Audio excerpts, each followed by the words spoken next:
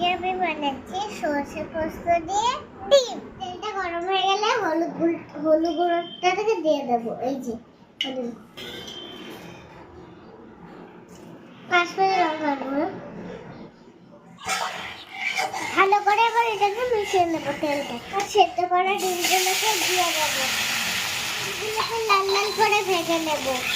এখন ডিমগুলো কি সুন্দর লাল লাল করে ভাজা হয়ে গেছে। এবার আমি আগে থেকে বেটে রেখেছিলাম সর্ষে আর পোস্ত। গ্যাসের ফ্লেমটা বন্ধ করে এবার আমি দিয়ে দেবো সর্ষে পোস্তর বাটাটা। গ্যাসের ফ্লেমটা বন্ধ রেখে ফেটানো টক দইটা দিয়ে দেবো। ফেটানো টক দইটাকেই দিয়ে দিচ্ছি। এবার দিয়ে দেবো সামান্য কাশ্মীরি লঙ্কার গুঁড়ো ও সামান্য একটু হলুদ। গ্যাসটা বন্ধ রেখে এটাকে ভালো করে মিক্স করব।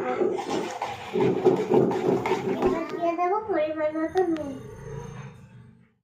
এবার দিয়ে দেবো একটু নারকেল কোড়া। গ্যাসের ফ্লেমটা স্টার্ট করে একটু নাড়তে হবে। এবার দিয়ে দেবো ভেজে রাখা ডিমগুলো। এবার এই ডিমগুলোকে মিক্স করতে হবে ভেজে রাখা।